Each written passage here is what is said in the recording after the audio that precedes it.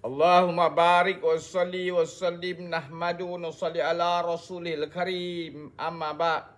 Hazrat Lais rahmatullahi alaih meriwayatkan bahawa Nabi Isa bin Maryam alaihissalam bersabda, umat Muhammad sallallahu alaihi wasallam adalah manusia yang paling berat amalannya dalam timbangan pada hari kiamat, kerana lidah-lidah mereka telah biasa dengan satu kalimah yang berat pada lidah orang-orang sebelum mereka, iaitu kalimah la ilaha illallah. Hadis riwayat Asbahani.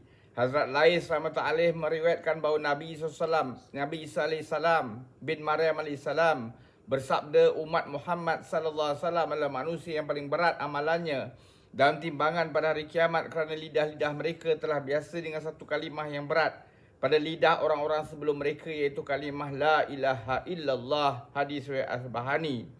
Satu perkara yang jelas bahawa sebanyak mana kalimah thayyibah disebut oleh umat Muhammad sallallahu alaihi wasallam, sebenarnya tidak pernah disebutkan sedemikian banyak oleh mana-mana umat sebelum ini.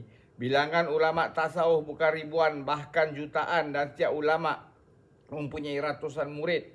Mewiridkan kalimah thayyibah beribu-ribu kali pada setiap hari adalah termasuk dalam amalan kebanyakan pada mereka itu. Ditulis dalam kitab Jamil Usul bahawa zikir lafaz Allah dijadikan sebagai wirid sekurang-kurangnya sebanyak 5,000 kali setiap hari, sedangkan tidak ada had untuk bilangan yang lebih pada itu. Sementara ulama tasawuf mewiridkan lafaz Allah sekurang-kurangnya sebanyak 25,000 kali pada setiap hari. Ditulis mengenai bilangan la ilaha illallah pula diwiridkan sekurang-kurangnya sebanyak 5,000 pada setiap hari.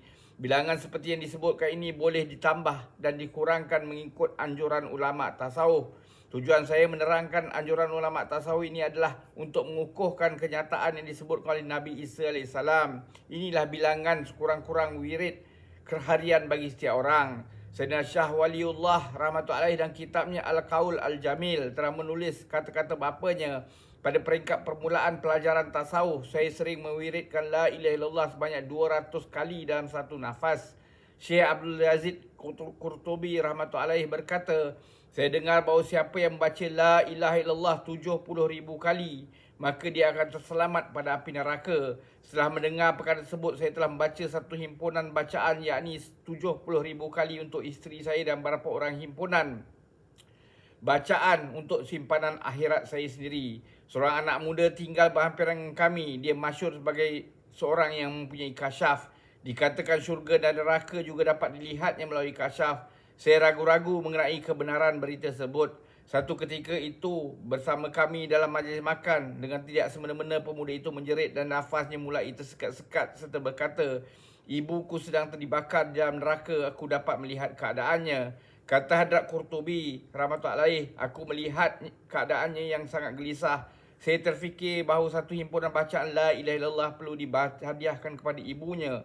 Dengan ini saya dapat mengetahui kebenaran perkara yang di atas. Maka saya telah menghadiahkan untuk ibunya satu himpunan, iaitu 70,000 zikir la ilaha illallah daripada simpananku secara diam-diam. Zikir yang saya baca itu sebenarnya tidak diketahui oleh siapa pun selain pada Allah SWT. Lalu permuda itu berkata, pakcik, ibuku telah dihindarkan pada azab neraka. Kata Hadrat Qurtubi rahmatullahi alaih, saya telah memperolehi dua faedah pada peristiwa ini. Pertama, terbukti bagiku keberkatan pada bacaan 70,000 kali la ilaha illallah, sebagaimana yang aku dengar dengan mengenai kelebihan kalimah tersebut. Kedua, aku meyakini kebenaran kata-kata pemuda itu. Peristiwa ini hanya satu pada kisah-kisah yang kita tidak tahu betapa banyak lagi kisah seumpama itu berlaku dalam kalangan individu umat ini. Pas anfas adalah satu perkara yang biasa dalam istilah tasawuf. Ia merupakan satu latihan yang supaya tidak ada satu nafas pun keluar dan masuk tanpa zikrullah.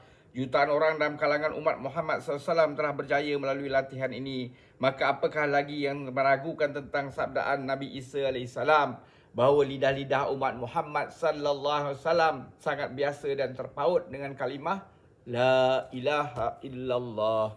Semoga Allah SWT bagi kita taufik untuk kita ambil iktibar, amalkan dan sampaikan. Subhanallahi wa bihamdihi.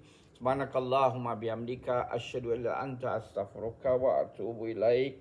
Subhana rabbika rabbil izzati amma yasifun wa salamun alal mursalin walhamdulillahi rabbil alamin. Taqabbalallah.